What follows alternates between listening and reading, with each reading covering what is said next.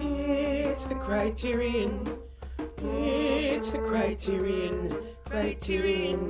Project.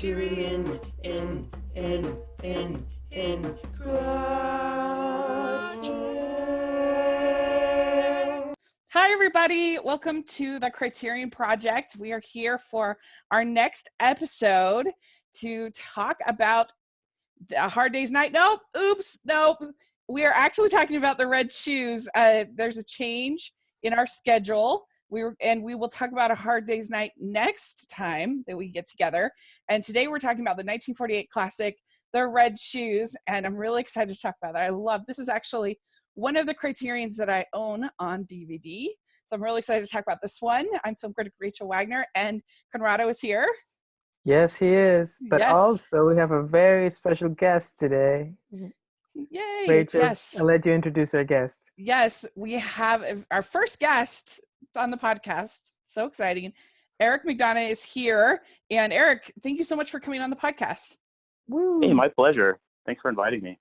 Yeah, so why don't you introduce yourself to our guests and tell us a little bit about your experience with Criterion and with just movies in general, just a little introduction. Yeah, so I'm a big movie fan. I really like especially classic movies. I spend a lot of time watching them, and also I try to keep up on the modern stuff too, but the Criterion collection especially, I have a big love for, because I think that's kind of what got me into collecting Blu-rays in the first place. Mm-hmm. And I started because I love Hitchcock so much. I started just kind of looking for what was out there to buy of his way back when. And I noticed they had the 39 Steps on Blu-ray in the Criterion collection. And so I got that, and I was like, hey, this is pretty cool. So then I started collecting more Criterion collection Blu-rays whenever I got a little extra money and got a chance. And it's actually been a really great way for me to expand my film horizons too. Mm-hmm. Yeah. Do you have a favorite Criterion? Oh gosh. Well, in your collection? The Red Shoes was my pick to talk about today. It's definitely one of my favorites. Also, I really like I like Brazil, because they have a couple different versions of the film, and it's really a very loaded collection. And probably one of my other favorites is Seven Samurai, for the same reason. I like the ones that have a lot of bonus features, and that one's definitely stacked. Nice. Yeah. I'm trying to think my favorite. I really do love my my Criterion of Safe, which is very on trend, I guess, right now. Yeah. Yeah. That one's really good. It has a lot of good stuff, and I really like my 12 Angry Men. That one's a good one too, I think. Yep. Yeah. Well, very I cool. am a millennial who does not own much physical media, so I will not chime into this conversation. Hey, I'm a millennial too. It's possible. I'm hanging, like, I feel like the millennial gap is too big, because I'm supposedly a millennial because I was born in 1981, which is the cutoff date. Yep. But I don't feel like I don't feel like I'm in the same grouping. Don't they call you a zillennial with a Z, or I mean with an X? Oh, I like that better. There's kind of like there's a middle ground there. That's what I'm going to use from now on. I prefer that. Well, so we have all been experiencing this crazy experience of this isolation. So I know for myself that I've been able to watch more of everything than I typically will be able to, and I'm very proud of myself because I watched 2 movies and since we last spoke on the Criterion channel, in addition to the Red Shoes. I watched the Young Sherlock Holmes. Oh. Yeah, and I love Sherlock Holmes. I don't know how I have gone this long without seeing this one, because my whole family is really big on Sherlock. My dad loves Sherlock Holmes, particularly Jeremy Brett. series when from the 90s. And so my dad loves that. And so we all got into it, and we have very strong feelings about certain versions. And this is really cute. This is really charming. It's supposedly it's a young Watson, a young Sherlock meet at boarding school, and they end up kind of solving this mystery. And I think people will really like it. I think families will like it. It was charming. I really enjoyed it. And then I also watched, because I'm going to be starting a Nora Ephron series on my channel. And so I watched the movie Cookie, which she wrote, from 1989, with Peter Falk and Diane Weist and Emily Lloyd. And it's supposed to be this like mobster comedy about this woman who is the daughter of this woman who's dating Peter Falk's character, who's a mob guy, and she ends up becoming his driver. And it wasn't the best. It was, I mean, I didn't hate it, but it just, I don't know. I didn't think it was that funny. And it was just to me. Interesting. Yeah. Is that like her first screenplay or something? I've never heard of it. Yeah, it's pretty early on. Not her first, but it's definitely one of her more obscure films. And I think she wrote it with someone named Alice Arlen. I don't know who that is. And directed by Susan Seidelman. Yeah. And yeah, that's so funny. I was just about to start watching Desperately Seeking Susan, which is also by Susan Seidelman on the Criterion. Oh, interesting. It wasn't awful. It was just met to me. I was very met on it. So I don't know. I can't say I recommend it, but yeah, it's interesting. It's gonna be an interesting series because there's actually quite a few of hers that I haven't seen, and so I'm excited to dive into the more obscure ones, and so that'll be fun. And so, Conrado, have you gotten to see anything? Well, like I just said, I was planning to catch up with Desperately Seeking Susan before we record, but then the quarantine got in the way, and I had just to do some other chores around the house. Mm-hmm. But I did watch a very special movie, this indie classic called Space Jam. Very interesting movie. It's kind of a surreal kind of brand extension sort of thing. I recommend it to everyone. It's very avant-garde. Yeah. Michael Jordan, the thespian. Yeah, that's right. Great thespian. Yes. Very good. You're getting ready. Given a Brissonian performance. You getting ready for the sequel? I'm actually looking forward to the sequel. Yeah. In all honesty, Space Jam is not very good. Doesn't hold up. Liked it as a kid, but I don't think it's that good. No. But I will watch some Looney Tunes again, and I will watch LeBron. He's a better actor, I think, than Michael Jordan. He was in Trainwreck, and he was pretty funny. So I'm excited that they're going to make a 2D animation. They're going to keep. That makes me happy. Oh, I hadn't heard that. Mm-hmm. Yeah. So. Yeah, I watched Space Jam a few years ago, and it is just so weird because I saw it as a kid and didn't really have my, I wasn't exactly planning on rating it on Letterboxd when I was a kid after I saw it, Yeah. So I wasn't judging it. Last time I saw it, though, it was very bizarre. Yeah, we all loved it back then, but it's like a little more than a commercial, to be honest. Yeah. Yeah. So Eric, have you watched anything on Criterion Channel of note that you'd like to lately? Mostly what I've been doing is going through William Wyler's films that were on the channel. I think most of them are off now, but I was able to get through all of them before I think they ended at the end of the month. But that's been really rewarding because I hadn't seen a lot of them. I'd seen Mrs. Miniver and The Best Years of Our Lives, which are both 5-star films, just exceptional. And then other than that, I haven't seen any of the ones earlier, and that includes some of them like The Letter and Dodsworth, some other really great Wyler films, and it's been a pleasure going through them. I think Dodsworth is especially one I would recommend if you're interested in seeing early William Wyler. I didn't really know anything about it. I'd heard of it. I think it's from maybe 1937. So I didn't know what to expect. And I watched it, and when it was over, I felt like it's one that should be up there with his best.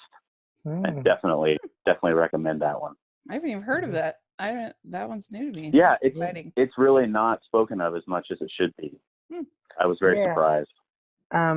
The very little that I've heard about it has been only raves, so I'm very curious. Yeah. And I think they had a new restoration. I think last year it played at the New York Film Festival. I didn't get to see it, but it made me very curious. Oh, that's cool. Yeah, it's coming out on Warner Archive Blu-ray. I don't know if it's out yet, but it's coming out really soon, if not. And I thought that was pretty cool. It's also a weird subject matter for the time because it's about divorce, and the way it treats divorce is very unusual for the 30s. Right. So worth checking out. Yeah. All right. Well, let's dive into the Red Shoes. So what made you want to pick this film, Eric, as your choice? I think it's a very essential Criterion movie. It's definitely, when I started collecting, it was one that I was seeing on almost everyone's list of the Criterion movies you have to own. And so I picked it up several years ago just on that basis, and watched it with my wife for the first time, and it just kind of blew us both away. And it was one of those movies where it ended and there were so many good scenes that we wanted to immediately just rewind and go back and look at some of those scenes again right after the first time we had watched it, because it's just such an unusual movie, but also just so rich, and there's a lot of subtlety. And so when I think of Criterion, I think of the Red Shoes, just because I think it's one of the quintessential picks for the collection. Yeah, and it's on the channel too. So what do you think of this film, Conrado? Well, I think I might be a little bit on the minority today. I am looking forward to hearing you and Eric convince me that The Red Shoes is a masterpiece, because I will agree, you don't need to do any convincing about the ballet section in the middle, the Red Shoe Ballet. I completely take off my hat to that. I thought that was incredible filmmaking, an amazing sequence. But the rest of the movie, I was struggling a little bit to see. I mean, I didn't think it was bad or anything, but I was trying to figure out, why do people love this so much? So I'm looking forward to hearing what you guys have to say. Yeah, that'll be great. Yeah, I really thought this is a tremendous film. It's so unique. I think that I agree with you, Eric, about that there's just something so different about it, and just it's really striking. This is just a striking film that it, again, that's like no other. I can't think of any film that's like, oh, this is in that genre. Or yeah, there's lots of movies about dance, but I don't know, there's something very special about this film, I think. Yeah, I think Roger Ebert called it the best film about dance, I think he even said the best dance film. And it seems so weird to even call it a dance film, because it's really hard to categorize. Yeah, because it doesn't feel like it's. I mean, yeah, it has a lot of dancing in it. It doesn't feel like you'd stick it with other dance movies. There's one question that I have, though, watching it. I feel like the movie should be in French.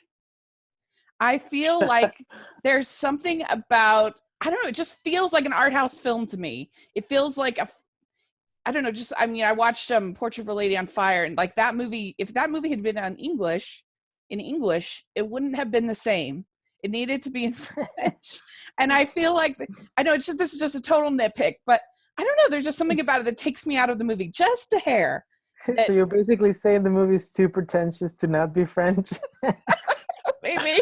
That's right. But I don't know, it just feels like these characters are French. They should be speaking French. Well, not all of Wait, them are French.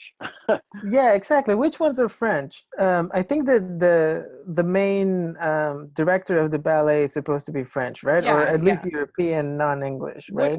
The Like girls, where's the girls she's from? Forget. Victoria Page? they're Yeah. She they're sounds very English. British. She's Yeah. English. Okay. And I Maybe. assume Craster is also English. But yeah, many of the dancers are supposed to be other kind of European, right? They have all these accents Mhm. Yeah, and I guess Eastern Lermontov. European. Yeah. And I guess there are parts that are in French, so maybe I'm wrong, but I don't know. It feels like a for like a it just feels like more of a art house film, and there's something about it that makes it a little bit more of a mainstream film. The fact that everyone's in English, it maybe Hmm. that's silly. I don't know, but That's interesting. What do you Yeah. think made it feel sort of art house? I think the dance was pretty art house, but the rest of the film I thought was pretty uh I don't know. I thought it was pretty mainstream or what am yeah. I missing something maybe? I don't know. I don't know. I feel like the just all the cinematography I feel like is very Well, something it's beautiful, yeah. you would not see in a typical studio film of the day. The way that it's shot and yeah, especially the dancing, which is a big part of the movie. If you compare the dancing sequences in this to Singing in the Rain, Singing in the Rain, they're amazing, but there's nothing that's sort of surrealist about it, you Mm, know? And so I think yeah. maybe that's part of it. Yeah, it feels very artsy, for lack of a better words, definitely. Um, and the fact that it's about ballet and it being like the world behind ballet, that's kind of a high art, and it's not something that a lot of Right. normal people are interested in. Yeah, yeah, Uh, I thought it was really funny at the beginning of the movie when it opens and all these young people are like rushing, trying to get into the ballet to see the opening night performance. And I was thinking, all these teenagers want to see this? What's going Yeah, on here? true. But of course, it's 1948, so rock and roll hadn't come yet into the scene. Yeah, that's true. that's true. Big raid on the ballet. Uh, yeah, I think I kept thinking watching this of I mean this maybe it's a weird comparison. It's just the mood I'm in. I kept thinking of Whiplash. I think Whiplash has very similar themes Hmm. to this So movie. does Black Swan, which feels a lot like a kind of like a horror, An almost homage. ripoff of this movie. Hmm. Just that Yeah, whole and idea of like how how much should you sacrifice for greatness? Like La La Land kind of focuses on the same themes too, a little bit, yeah. Oh Yeah. yeah. because there's the interplay between romance and then your art or your passion, and how do you balance the two? Yeah. Definitely similarity there too. Like it's an interesting comparison because if you think about something like say Amadeus on the other side, where in Amadeus the idea is kind of that no matter how hard Salieri works, he will never be as good as Mozart is just Right. innately. And Yeah, whereas in the Whiplash scenario, if you don't if you don't push, then that greatness will never be fulfilled. So on one hand, it's like, is it just part of who you are, or does it have to be brought out of who you are? I don't know. Yeah, It's that's interesting. I am curious to hear what you guys think how that applies to this movie because I think um, the Moira Shearer character, she seems like, I mean, I guess she had some training, but she seems kind of a natural, right? And it's more of a thing of just dancing or not dancing for her. Not so much to be the best, but almost like Lermontov seems to be kind of saying, you were born to dance, so you have to dance, right? Is that a little different? I don't know. no, Lamontov believes that if you aren't 100% committed to I guess you're right, but dance, right, I guess at the time, like getting married meant for her not dancing anymore. But yeah, but he is obviously all about the dancing and all about the art. Yeah. like he doesn't believe that even if she were to just be married and to not like have kids or whatever, any other distractions. He believes that you have to be 100% like, just kind of like the J.K. Simmons character, like that great art is worth the sacrifice, the great music, great whatever. I don't know. What do you think, Eric? Yeah, there's a line that Lermontov says. I can't remember it exactly, but he talks about how the appearance of ease is actually like you have to work so hard to make it look easy. Right. And so his whole mindset is you have to completely dedicate yourself to art in order to master it. And he seems to be right, because he apparently has the best ballet group in the world. But at the same time, you know, how can anybody live like that? Because you also have to balance your regular life. Yeah.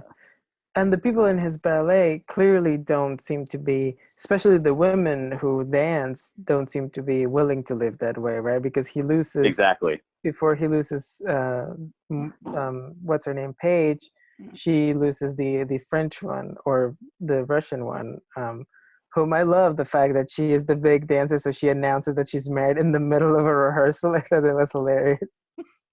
Yeah. Well, so Conrado, I mean, you've directed plays, you're in the arts. Like, what do you think as far as like where that line is, and what is worth kind of sacrificing for great art? Mm-hmm.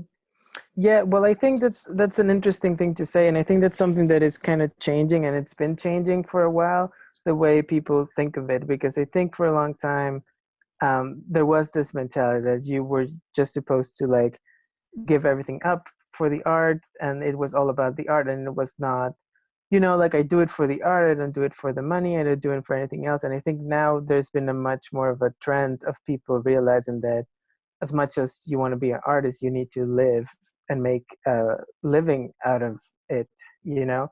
Mm-hmm. So, and you need to be protected, and you need to have certain, it's turning into more of a workspace. And I think that's why we are having all these things come up, like the Me Too stuff, and things about, you know, rights, and the way people behave in these places, that I think for a long time were seen as kind of like not applying to the regular rules, because they were more of an artistic space. And I think they're becoming more of a workspace in some ways. Yeah, I mean, because there's sort of the other counter argument that what if, in say using Whiplash, like what if the Miles Teller character, after having this horrible experience, never plays music anymore, and then the world loses out on that experience? Like, maybe it's not the greatest, but maybe it's still something beautiful that we could all enjoy. I don't know. Yeah, totally. I mean, yeah, it's a real thing, because I think to be successful as an artist, you have to sacrifice a lot still, even if you have those parameters and rules, and it's not as intense as it could be in some of these scenarios, like in the Whiplash or Red Shoes type scenario. Mm-hmm. There's still a lot you need to sacrifice, and, you know, just one out of, like, I don't know how many people get to be successful in the arts. So it's very competitive, and it's not, you know. Mm-hmm. So there's definitely a little bit of that always. Yeah, I like to think about the director Michael Powell too, because this was made in 1948, and they were coming out of the war still at this point, kind of recovering from it. And they were having to sacrifice a lot for years, and especially because Britain was in the war longer than we in the U.S. were. And they were coming off of that period where pretty much every movie was a propaganda movie, and everything was people telling them to sacrifice. And I think the director Michael Powell even said at one point when he was making the movie that, you know, we've heard for so long that we have to sacrifice everything for our country, that we should now, you know, now that we're in peacetime, we should start talking about sacrificing for art again. That's a good point. Yeah. So I don't really think that the movie comes down on one side either, because, you know, like I said earlier, Lermontov appears to be right because he has the best ballet. But I mean, like Conrado pointed out, is that sustainable? Can you run a company like that where you're demanding everything of everyone? because people do have to live, and marriage and family is a good thing. And just because you want to create art and you want it to be the best, I think that's a really good drive. And I think maybe just the movie wants you to think about like what's worth sacrificing in order to create good art. I think so. Yeah. Well, let's talk about Maura Shearer. So she was a dancer, correct? She hadn't had an experience. I think that part of the reason why this movie works is she is so striking. Like, it's not just that she's beautiful, which she is, but there's just something about her face, her hair, just everything about her. It's just, she's just really striking. Stunning, Yeah, I think. Yeah. Yeah, this was the first movie she ever acted in, too. She has a really unique, I think, just a screen presence, I would say. Yeah, well, you can tell she is a dancer, and I think that it really is one of the movie's biggest assets, is that she is able to actually do all these dancing. Yeah. That is very demanding. I mean, I'm not an expert at dance, but I was very impressed with that whole ballet section, and I could totally believe that she was like a major dancer. And yeah, I mean, I don't know, do you guys agree that the ballet in the middle is the best part of the movie? I do. I agree. I think it's really amazing. Yeah, I think. Yeah. Oh, sorry. I think it's what makes the movie so unique, and it's such a bold statement right in the middle of the movie. Mm-hmm. Yeah, I would almost say that for me, that section was so great that having so much movie come afterwards felt a little bit anticlimactic. Just to play devil's advocate here, because that, I think, was definitely the best part, and I was so impressed and excited to see that it was just not a recording of a dance performance, but rather they were using so many cinematic things. So what you get to see is something that could never be seen on stage, right? Like, it's almost like a imaginary version of how incredible this ballet must have been for the people who are seeing it, because you have all these dissolves and all these like set changes and actors and flashes and editing, and it's really, really crazy, the special effects. I love that part. Well, one thing I've thought about is that if you think about An American in Paris, which has a similar long ballet section, kind of, and I think Singing in the Rain too, which you mentioned before. Mm-hmm. And I feel like this works the ballet more into the story and the characters better than either of those. I still like both of those films, but those, I don't know, if there's something, I think because she's so, I don't know, there's just so much passion in with her doing this particular dance with the red shoes, and those are kind of a character unto themselves in a way. And I would say that it's more compelling to me than sort of stopping the movie like those two movies do, and all of a sudden we're watching a ballet, which I still enjoy, but I don't know. I think this works better as far as that kind of combination. I think I agree because, well, at least with An American in Paris, the ballet is like right at the end of the movie. Yeah. And I always felt like I wanted a little bit more after. And I think Singing in the Rain does that a little bit better, where it gives the movie a proper ending. Yeah. But like where it's right at the end in American in Paris, it does kind of seem like it just sort of ends, at least to me. Mm-hmm. Yeah, I think that's true. So speaking of the ending, what did we think about the ending? So she ends up making the ultimate sacrifice for her art, because she knows she can't do it either way. She can't have it all, kind of a message. She can't have it all, but she also can't have any of it at the end. It was kind of I don't know. Well, how do you guys see that part? Because she won't be able, I guess she lost the husband, so there was nothing else for her to do in that front. But I don't know, it was a very it was a surprisingly dark ending. Like, I was not expecting it. Definitely. What do you think, Eric? I think it kind of, I mean, if they really wanted to follow the fairy tale of the red shoes, they kind of had to end it that way. Because that's how the fairy tale ends, or at least the ballet version of it.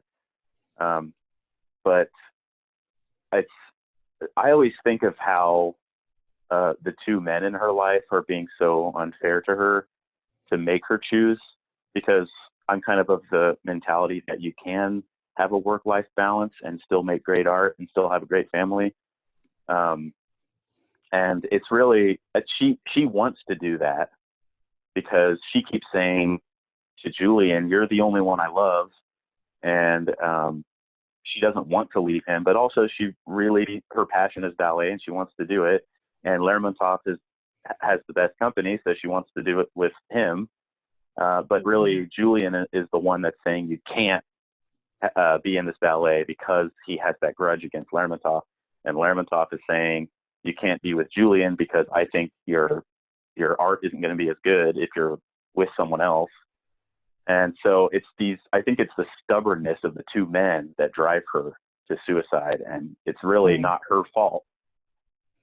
Yeah, it's that kind of, definitely that rigidity in thinking. It's either one or the other. Yeah. I was also thinking, how do we feel about Lermontov? I saw some people talk about the movie and say that he was interested in Victoria romantically, which I was kind of on the fence about. I don't know if that's really in the movie, if he just wants her to be a dancer because he's dedicated to the ballet, or did you guys pick up on any kind of like romantic or jealousy with the marriage? I've heard that too, and I don't really. I think that his love is ballet. I think he's such a weird guy that like his whole life, his whole being, he's devoted himself to ballet, kind of like he wants everybody else to do. And so I think maybe it's maybe a jealousy, because maybe he regrets deep down that he has completely devoted himself to one thing, and he doesn't like to see other people trying to balance it because he won't let himself do that. Right. Yeah, I could totally buy that. I could also see, that makes a lot of sense. Also, like he kind of wants to have her for himself, but not in any kind of like relationship or sexual way, but rather just for his ballet, which is like his life. Yeah. So that makes sense to me. Yep. That's how I see it. Kind of, again, not to belabor the point, but kind of like the J.K. Simmons character. He's just completely obsessed with, with jazz. Here's completely obsessed with ballet, and so he's kind of resentful of anything that takes his starlet away from him. So he's like possessive, I think, in that way. Yeah. Well, let's go over our little sections that we have. So, what makes this a Criterion film you already said, Eric, as far as you think it being very iconic. But Conrado, what do you think makes this an ideal Criterion film for the collection? I think it has, for me, well, I mean, outside of my personal opinion, this is obviously regarded as a major, major classic, and a lot of people think of it as one of the most beautiful movies ever made. And I think, for me personally, it has to do a lot with that middle section, the Red Shoes ballet. I think that that is such an incredible, exciting piece of filmmaking within the film that it speaks for itself, really. Like, even if the movie around it was not the quality that the movie is, if it was just bad, it would still make up for something really special just because of that section. Yeah, I think that it's just so unique, and that to me is Criterion is unique films. And so just on that alone, that's what I would say. And do you have anything, Eric, that you wanted to add on that? Yeah, I have a couple thoughts I wanted to get out. So for me, the center of the movie is Lermontov, and Anton Walbrook. His performance is, I just think, incredible. He's such an enigmatic figure, and you can't figure him out. And he pushes all these people around him to, behave a certain way, and yet you can sense kind of certain insecurities in him. And I just think that performance alone is worth remembering. And then the scene, actually, you asked Conrado earlier what my favorite scene was, and I actually don't know if it is the ballet, because I think my favorite scene is the scene where they're in that French Riviera villa when Vicky's going up the steps to meet with Lermontov, and he gives her the role in the red shoes, and that scene after she leaves and Julian walks in and they're creating the music to the ballet. I think that's probably the best scene I've ever seen, that just kind of gets across what it means to make something beautiful. And I think the energy in that scene is amazing. And those are definitely two of the reasons I think that the movie is worth remembering. Yeah. Well, so we call it our pretentiousness scale, 1 to 10, 1 being not pretentious at all, 10 being a Godard film. Where would you rank it on the scale, 1 to 10, Eric? It's super pretentious, no doubt about it. But I think the story is simple enough and it has a wide enough appeal that I'd probably put it in the middle, like a 5 or a 6, because I think they really were trying to make a movie that people would love. They weren't just trying to make it, indecipherable. Mm-hmm. They wanted to have a good story and good characters. And so I think there's definitely an appeal to the public in doing that. So I don't want to say it's totally pretentious, but the subject matter definitely is. What do you think, Conrado? I think I agree with Eric for the most part. I think definitely this wants to be, to a degree, a mainstream film, a film that can be followed by a general audience and understood. I also think that it's incredibly pretentious in what it's trying to do within that mold. It wants to be, and I think it presents itself as such. It wants to be like not just a movie, but kind of like a ballet, like kind of like a high art sort of thing. I think just the fact that it ends and the ending card says "fini" instead of the end is enough for me to say this is a pretentious movie. I think I want to put it pretty high. I don't think you can go higher than an 8 for this movie, but yeah, that's where I would put it. Yeah, I basically agree. I was going to give it a 7, and I for all the reasons that you guys have already said. So, all right. Well, what we like to do is we started a new section where we pitch a remake for the film, and so here's my idea. I think instead of doing a movie remake, I think they should do like a 6-part, maybe 8-part HBO miniseries on the Red Shoes. And you could really get deep into the acting company, the ballet company, some of the other dancers, some of the more than just her. You could really get into Lermontov's character. You could get into even the musicians associated. It could be really cool. And I think that if you wanted to make it really splashy, I don't know who in Hollywood has ballet experience, except that I know that Tom Holland does. So if you did a gender swap and you had Tom Holland, or you could have Tom Holland be, I don't know if he's old enough to play Lermontov, but if you had him in the series, that would be a big splash, and it would make a lot. And I think he's a pretty good actor. I think he could do it.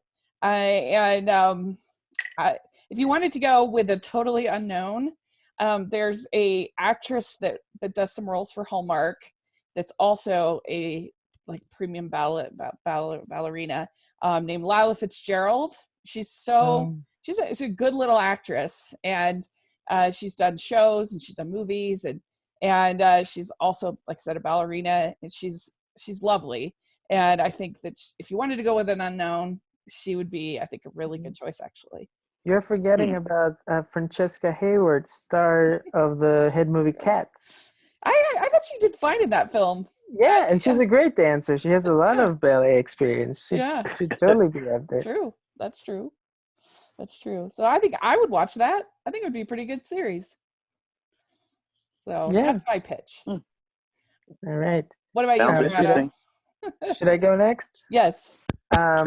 My pitch, I almost forgot about this new section for today's episode, but I think the way you do it is, I was thinking just like you, who in Hollywood right now has incredible dancing experience? And I thought you said this in the early days of tap dancing, like in the jazz era, and you add kind of like the racial element to it, like make it a sort of thing of selling yourself to the art, but also to appealing to a white audience. And what does that mean for the protagonist? And I think you cast Janelle Monáe as in the main role. She is a great dancer, as we know. I can totally see her with some red shoes, like, getting down and with some incredible dance moves. Yeah, that's my pitch. I think it'll be good. Did you do a remake pitch, Eric? Or I had one thought. So I don't know if you guys know that Martin Scorsese is a really huge fan of this movie. Yeah. And I was just thinking, he's been the one for the past few decades that's really pushed this movie back into the limelight. And I wondered, what if he did a remake? What would that look like? I think it'd be kind of interesting.